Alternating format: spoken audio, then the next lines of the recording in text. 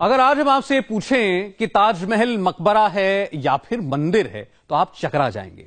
यही सवाल एक आम आदमी ने दरअसल सरकार से पूछ लिया है।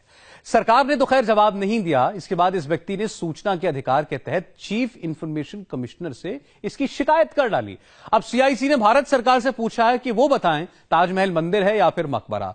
सरकार से यह सवाल, इसका जवाब ढूंढा नहीं जा रहा। इस सवाल ने करीब 500 सालों से दबे इस विवाद को एक बार फिर जिंदा कर दिया।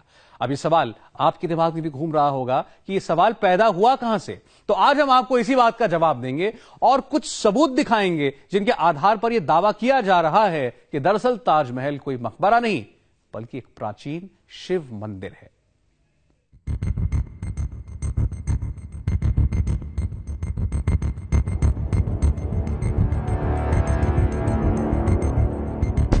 सफेद संगमरमर की आलीशान इमारत ताजमहल पूरी दुनिया के लिए मोहब्बत की निशानी। वो इमारत जिसे दुनिया का 7वां अजूबा कहा जाता है। लेकिन सवाल यह है, आखिर क्या है ताजमहल, मकबरा या मंदिर? शिव का मंदिर है ताजमहल, मुमताज का मकबरा है ताजमहल। इतिहास की किताबों में तो यही दर्ज है कि दुनिया की ये अजीम और दिलकश इमारत मुगल बादशाह शाहजहां की बेगम मुमताज महल की कब्र है। लेकिन एक बार फिर किताबों में दर्ज इतिहास सवालों के घेरे में आ गया है। फिर से सवाल उठ गया है कि ताजमहल मकबरा है या शिव का मंदिर। ताजमहल को लेकर दशकों से बहस चली आ रही है। हर इतिहासकार अलग अलग दावे करता है, लेकिन सच पर सस्पेंस बरकरार है। मकबरा और मंदिर के फेर में फंसे ऐसे ही एक शख्स ने जवाब सीधे भारत सरकार से मांग लिया है। एक शख्स ने आरटीआई के जरिए सरकार से यह सवाल पूछा है कि ताजमहल मंदिर है या मकबरा, उसे बताया जाए। सवाल सीआईसी यानी सेंट्रल इंफॉर्मेशन कमीशन से पूछा गया है। हैरानी की बात यह है कि सवाल का जवाब सीआईसी के पास भी नहीं है, लिहाजा उसने इस मुद्दे को सरकार के सामने रख दिया है। सेंट्रल इंफॉर्मेशन कमीशन ताजमहल के अस्तित्व को लेकर क्या जवाब दे उसे खुद नहीं मालूम, इसलिए उसने संस्कृति मंत्रालय से ही पूछा कि बताइए ताजमहल की हकीकत क्या है। अब सरकार पशुपेश में है कि क्या जवाब दे। संस्कृति मंत्रालय के मुखिया सवाल करने पर नो कमेंट कहकर चले गए। पूछा है कि क्या ताजमहल मकबरा है या मंदिर है? नहीं, अभी इस पे कोई नो कमेंट। मंत्री जी ने जवाब नहीं दिया, लेकिन आरटीआई का जवाब तो देना है। इसलिए सरकार ने मामला एएसआई यानी आर्कियोलॉजिकल सर्वे ऑफ इंडिया की तरफ बढ़ा दिया और अपने सर्वे के बिना पर जवाब दाखिल करने को कहा है। बहरहाल हम आज बताएंगे कि ताजमहल क्यों मकबरा और मंदिर के बीच उलझा है। वो कौन से तथ्य हैं जो इस इमारत को विवादों के घेरे में ला रहे हैं। पूरी दुनिया जानती है, समझती है, ताजमहल मोहब्बत की निशानी है।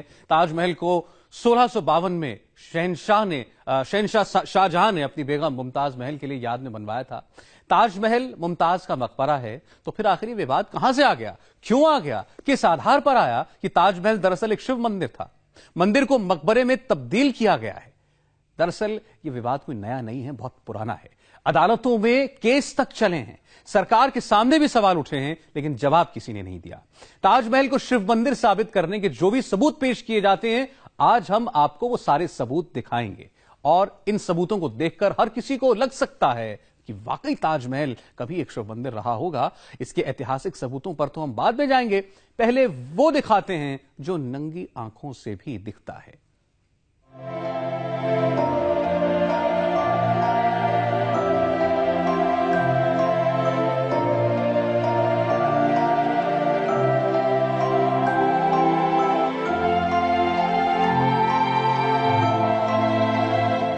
ताजमहल आपने भी देखा होगा, सामने से ना देखा हो तो तस्वीर तो जरूर देखी होगी, लेकिन शायद ध्यान ना दिया हो।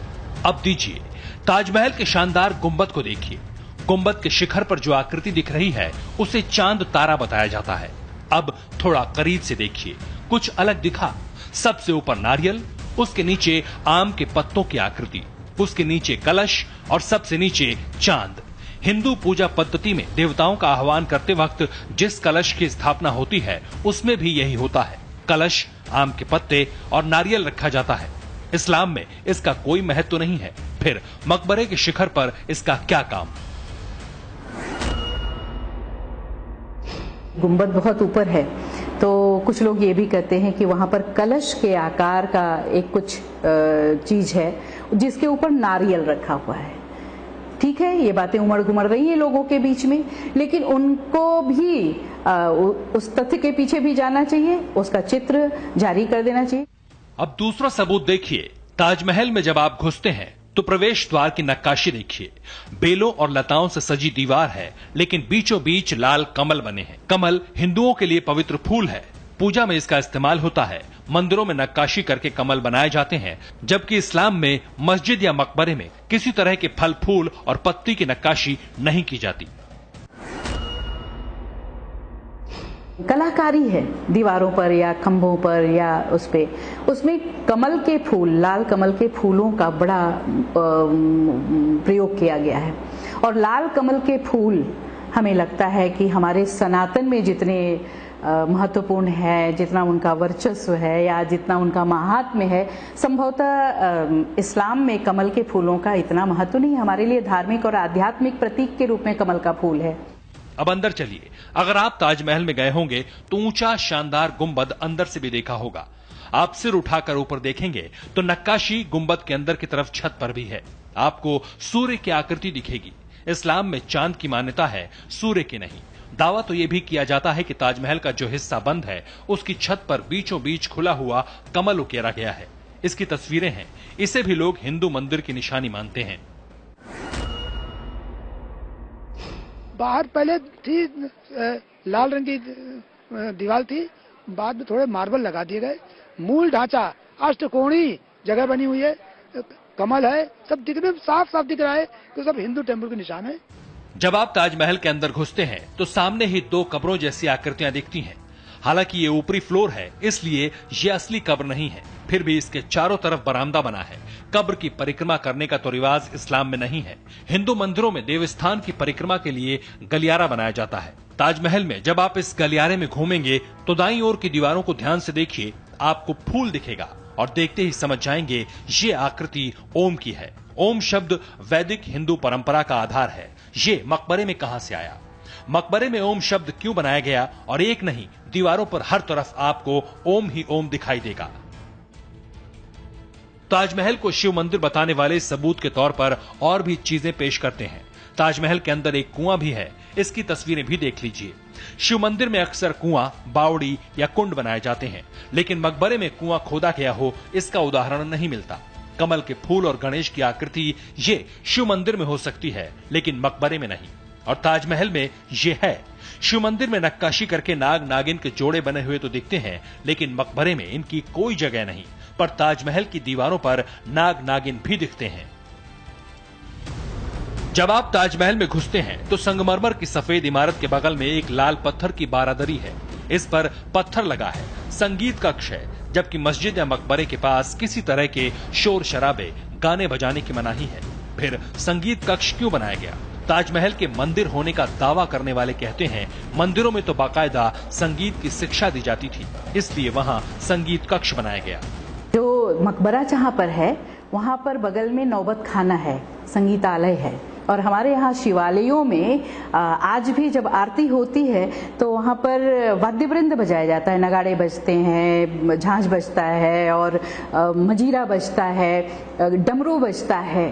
तो वहाँ नौबत खाना होने का मतलब नहीं समझ में आता है कि किसी भी मकबरे के पास नौबत खाना या संगीतालय का होना थोड़ा सा विचार करने के लिए हम लोगों को प्रेरित करता है।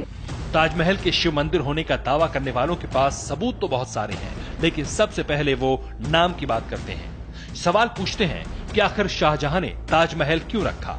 लोग जवाब देते हैं मुमताज महल के नाम पर, लेकिन हकीकत यह है कि मुमताज का पूरा नाम मुमताज उल जमानी था और किसी मस्जिद, मकबरे या फिर बिल्डिंग के लिए अफगानिस्तान या सऊदी अरब में महल शब्द का इस्तेमाल नहीं होता।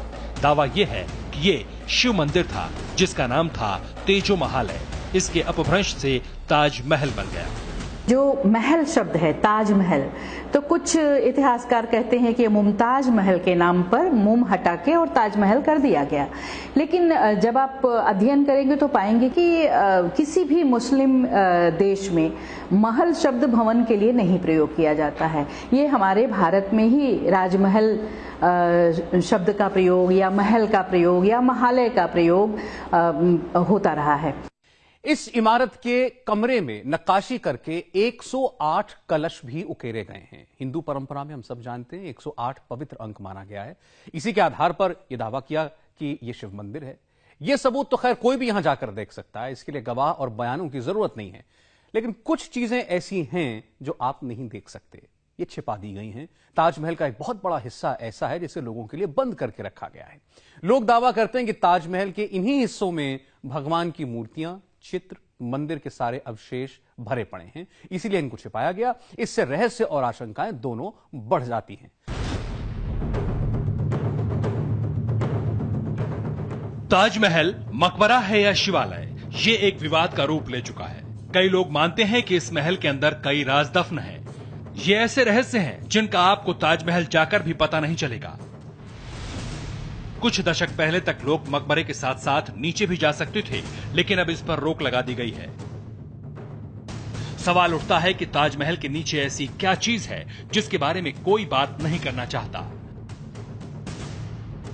ताजमहल की एक हकीकत जो बहुत कम लोग जानते हैं वो ये कि ताजमहल एक 7 मंजिला बिल्डिंग है। इसका सबसे निचला हिस्सा सीधे यमुना नदी की ओर खुलता है। नदी में जाने के लिए दरवाजे हैं जिन्हें बंद कर दिया गया था। जिसे मुमताज का मकबरा बताया जाता है वो 4थे फ्लोर पर है।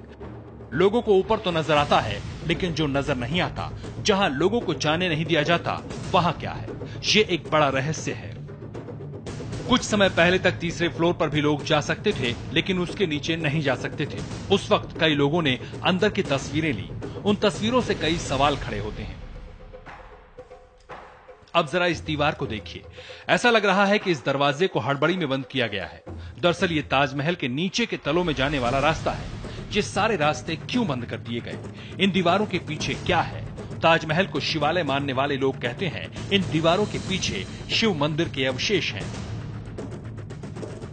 अब इन दरवाजों को देखिए। जिन दरवाजों से मुगल शहंशाह किले से ताजमहल पहुंचते थे, उन्हीं दरवाजों को ईंटों से बंद कर दिया गया है। 1980 के दशक तक यहां लकड़ी का दरवाजा था। पुराने समय की जितनी भी पेंटिंग्स हैं, उसमें यह दरवाजा खुला नजर आता है। 1974 में मार्विन मिल्स ने दरवाजे की लकड़ी की कार्बन डेंटिंग कराई थी। उससे पता लगा यह दरवाजा करीब 800 साल पुराना है, यानी ताजमहल से 300 साल पुराना। मतलब ताजमहल से 300 साल पहले वहां इमारत मौजूद थी, लेकिन अब यह दरवाजा बंद है।